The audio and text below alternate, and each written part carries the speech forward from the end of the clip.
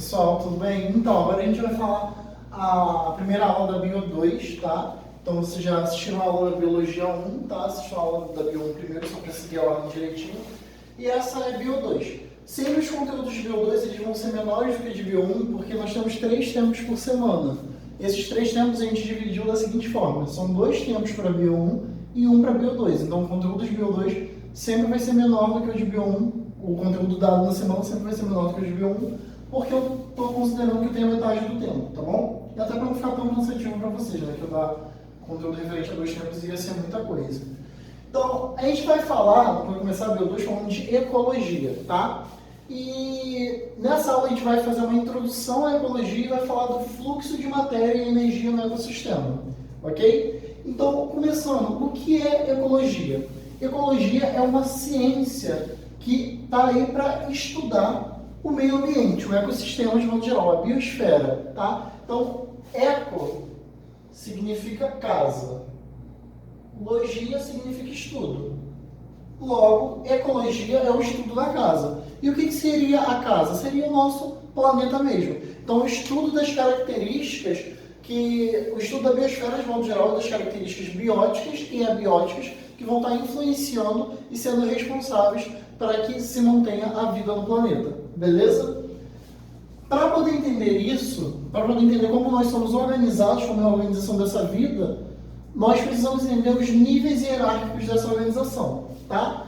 Então, desde a menor partícula até chegar ao que nós temos, que é todo o conjunto de seres vivos. Então, como que é organizada essa vida? Nós temos o átomo, que é a menor partícula para a biologia, tá? Tem partículas menores que átomos, vocês veem na química, acho que talvez na física também, mas na biologia a gente começa a estudar a partir do átomo. A junção de vários átomos formam moléculas.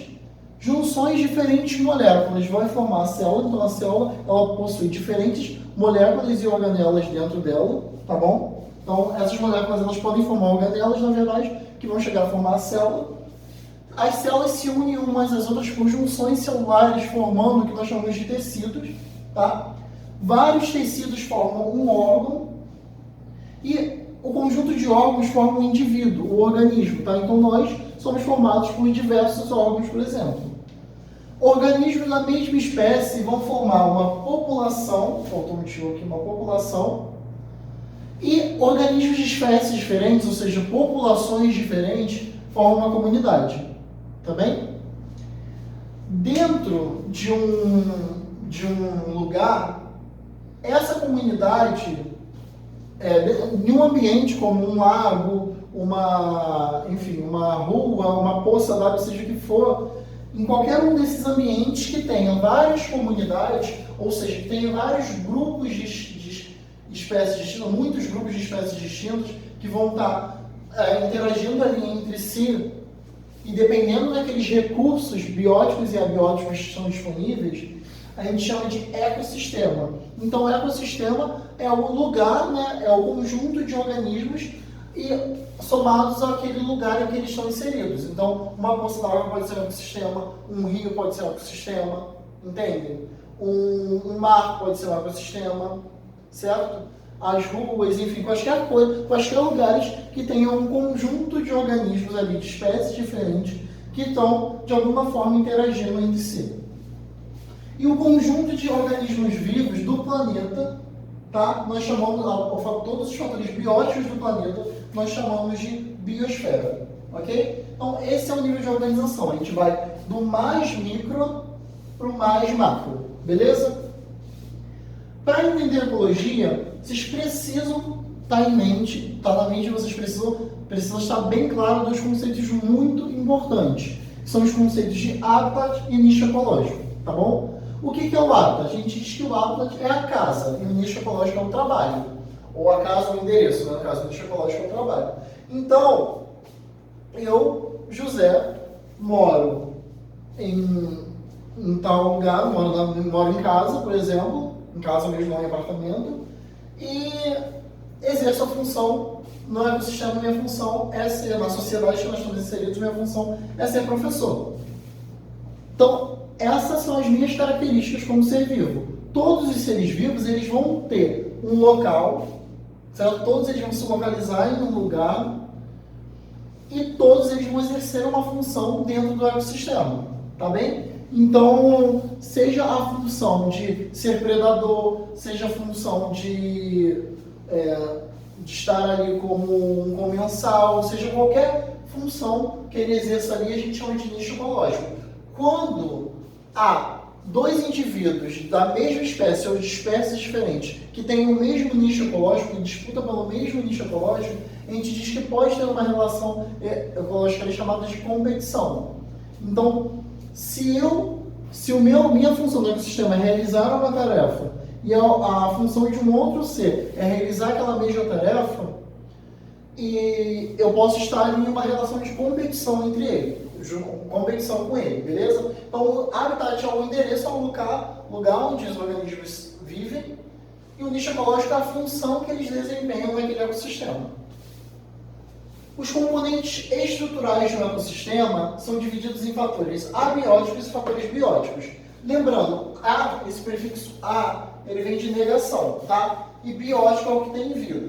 Então, abiótico é tudo aquilo que não tem vida, mas que vai ser importante para que haja vida no planeta, tá? Então, os fatores abióticos, eles podem ser divididos em químicos, físicos e geológicos.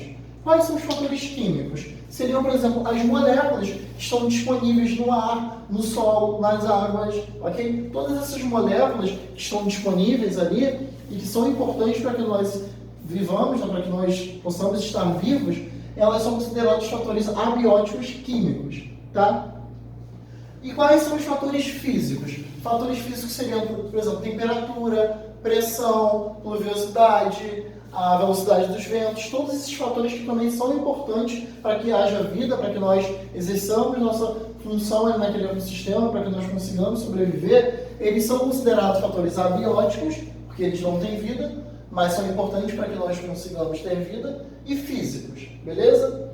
E os fatores geológicos? Os fatores geológicos estão associados ao solo propriamente dito, tá bom? Então, são as rochas, tá? Quando vocês ouvirem falar de geológicos associam a rochas,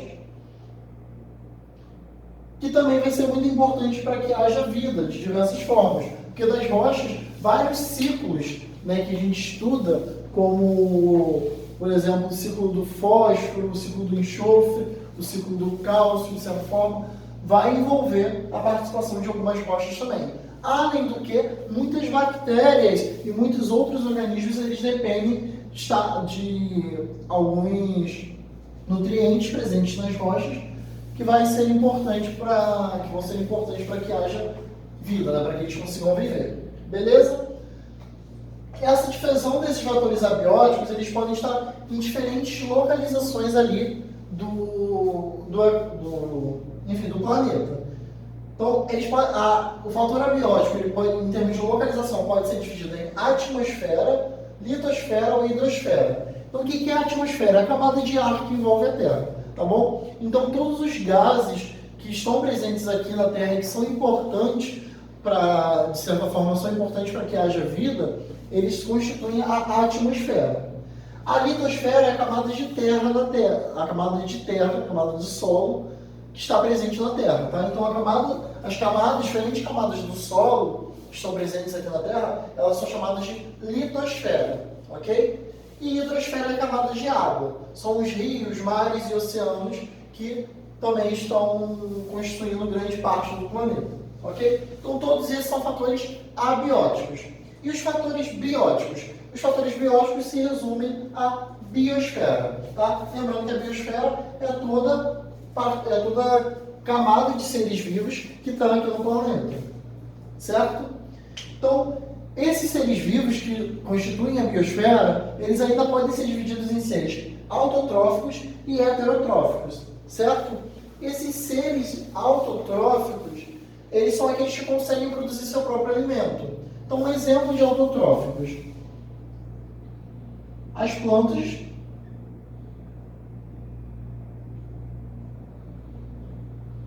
algumas algas, né?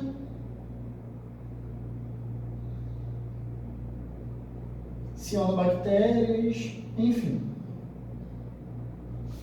São exemplos de organismos que realizam fotossíntese, tá? Lembrando que é a fotossíntese? Pensa no modelo que vocês lembram do ensino fundamental mesmo, ou até do ensino médio, não tem problema nenhum.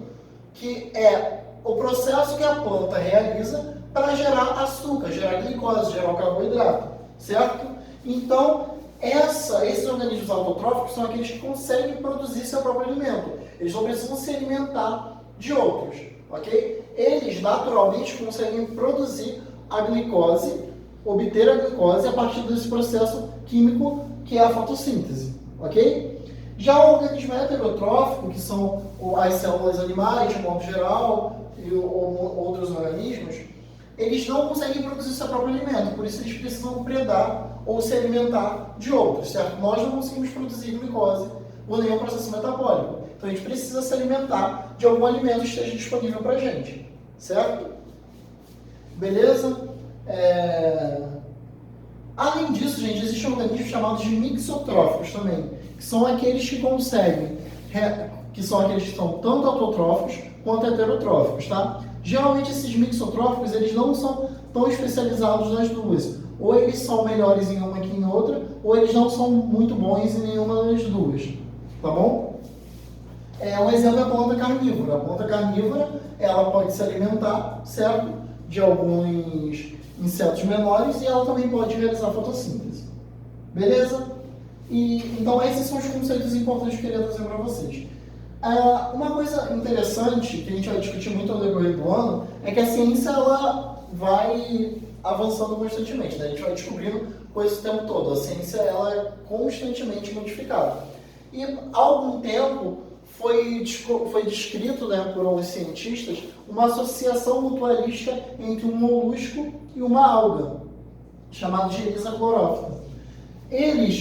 E essa alga permitia, por eles estarem numa associação mutualística simbiótica, um está associado ao outro, essa alga, por meio da fotossíntese, permitia a produção do açúcar ali. Agora, vocês imaginem, a longo prazo, a gente pode ter, né, isso é nível de evolução, que vocês a gente ainda vai discutir muito, mas imagine só o que pode originar dessa simbiose. Imagine a gente ter um molusco realizando fotossíntese. Seria o primeiro animal a realizar fotossíntese, né? Seria um sonho, nunca mais precisar gastar dinheiro com alimento, poder ficar em frente ao sol e falar, agora eu quero produzir glicose. Seria lindo e perfeito.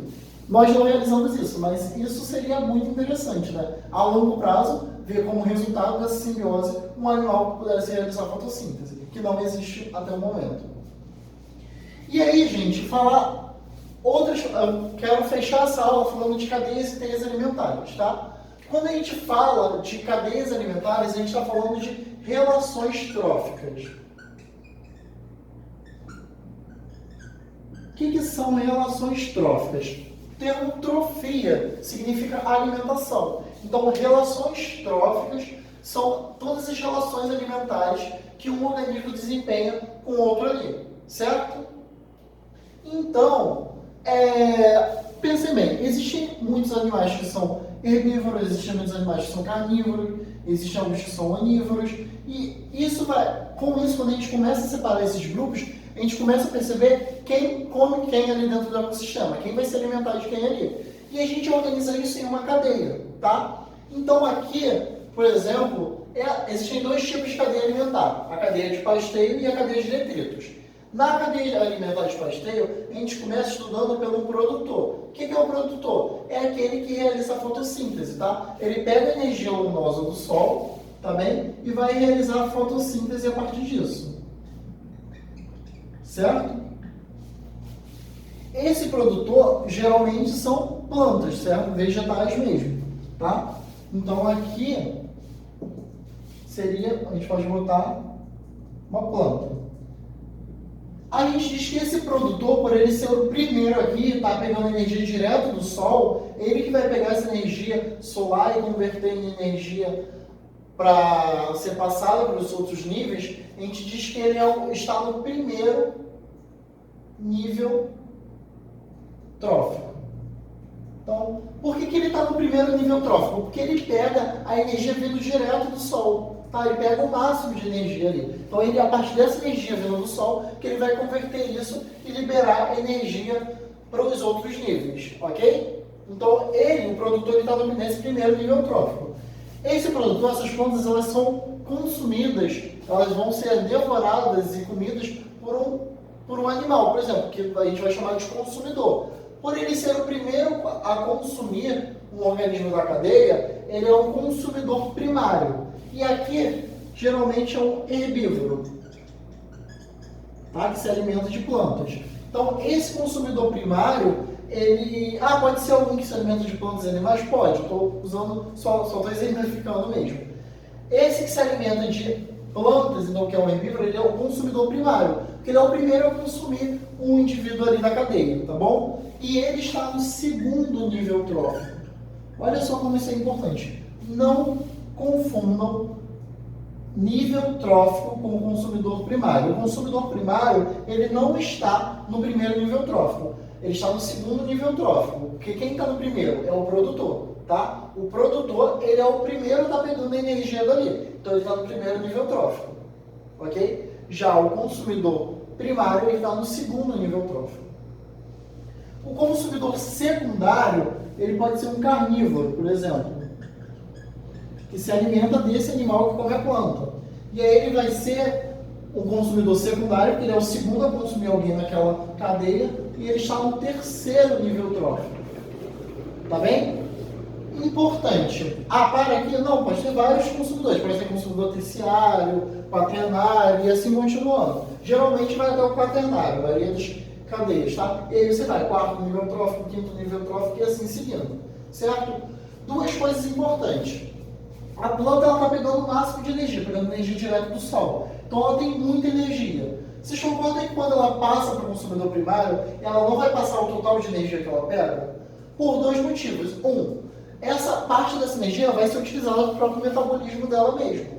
E dois, porque essa energia, ao ser passada, ela é liberada na forma de calor também. Parte dela vai ser liberada na forma de calor. Isso é uma reação exotérmica, que a gente diz, certo? Ou exergônica, como em sistemas biológicos. Então, esse consumidor primário, ele vai ter menos energia que o produtor. Então, ele vai ter menos energia que o produtor. E o consumidor secundário tem menos energia que o consumidor primário e bem menos que o produtor. Entende? Por isso, o consumidor secundário precisa se alimentar, geralmente, mais que o primário. Vocês veem aqueles insetinhos que comem um pedacinho da planta e são alimentados. Eles são consumidores primários, eles ainda conseguem muita energia ali, mesmo com pouco alimento. Os secundários, eles pegam bem menos energia que o produtor tem. Então, ele vai precisar se alimentar muito mais para conseguir ter mais energia. Beleza? Então, a gente diz que no ecossistema, a energia, ela segue de forma unidirecional. Tá bem? Outra coisa importante é que todos eles vão estar apontando, todas as setas apontam para o decompositor. Por que apontam para o decompositor? Porque os decompositores geralmente são bactérias e fungos.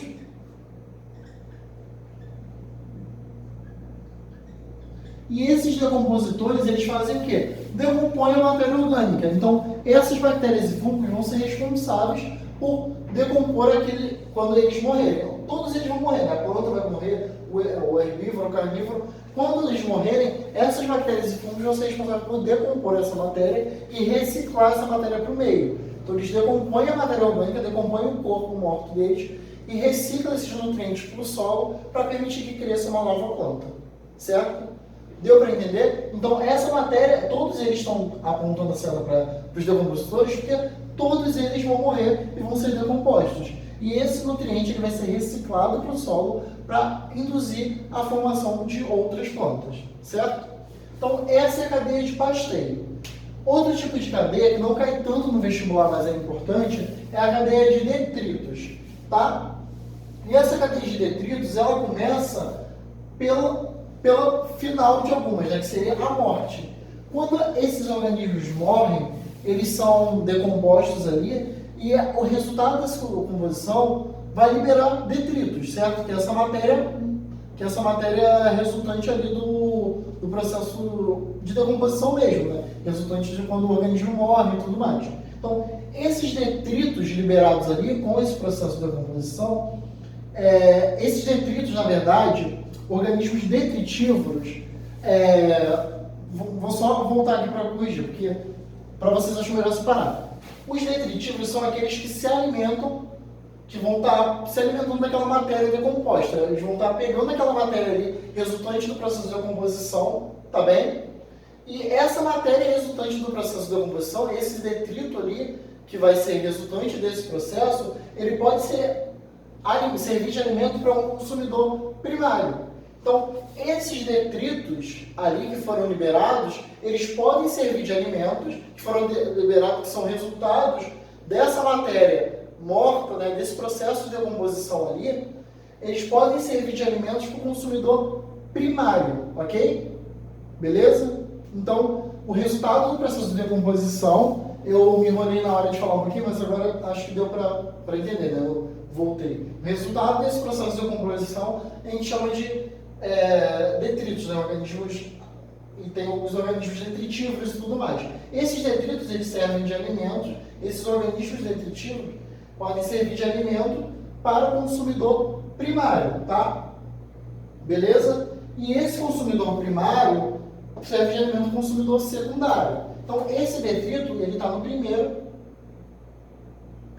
nível trófico. O consumidor secundário está no segundo nível trófico. O consumidor primário está no segundo nível trófico. O secundário está no terceiro nível trófico. Tá bem? E assim vai continuando a cadeia, tá? Essa aqui é muito mais comum e muito mais importante. Mas essa pode acontecer também. Ela vai começar, lembrando que o principal é lembrar que ela vai começar a partir desse processo de decomposição, né? Resultante desse processo de decomposição da matéria morta.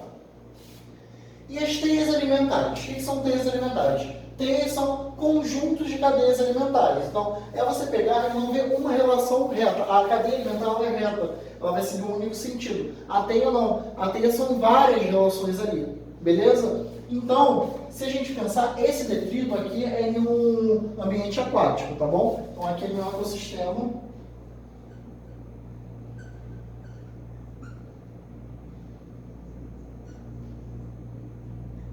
Nesse ecossistema aquático, esses detritos, eles podem servir de alimento para a própria larva do mosquito ou para o girino, tá bem? Da mesma forma que a alga também serve de alimento para o girino, beleza? Então, tanto o detrito quanto a alga, eles estão no primeiro nível trófico, ok? A larva do mosquito e o girino, como eles se alimentam de quem está no primeiro nível trófico, eles estão no segundo nível trófico. Lembrando, tem mais de um, porque não é só uma relação, são várias. A barata d'água, por ela se alimentar do girino e da larva do mosquito, ela está no terceiro nível trófico. E o bauru, que se alimenta da larva do mosquito, da barata, ele vai estar no quarto nível trófico. O bauru é um tipo de peixe, tá? Para quem não sabe. Sabe o que é interessante? É que esse bauru, esse peixe, apesar de estar no quarto nível trófico, se você olhar a relação em outro ângulo, ele pode também estar no segundo nível, porque ele também se alimenta de detritos e de algas. Então, se você considerar o fato de ele estar se alimentando de detritos e de algas, ele está no segundo nível trófico. Mas se você analisar a teia como um todo, ele vai estar no quarto nível trófico. Entende? Então, basicamente isso. Espero que tenham entendido. Desculpa pela enrolaçãozinha ali, que é muito conteúdo, tem uma hora que a nossa cabeça explode, né, de tanta coisa para falar. Mas qualquer coisa vocês podem mandar, se não entenderem, podem falar comigo. Façam as questões, recomendo desenharem, na hora de história, desenharem uma cadeia, substituindo esses nomes por organismos, cadeia de pasteio, cadeia de detritos, tentar montar uma teia alimentar. Tirem foto e mandem para mim, para eu corrigir, para eu ver se está certinho, tá bom? E discutir o erro com vocês, caso tenha alguma coisa errada, beleza? Então é isso, qualquer dúvida, só mandar. Beijo grande.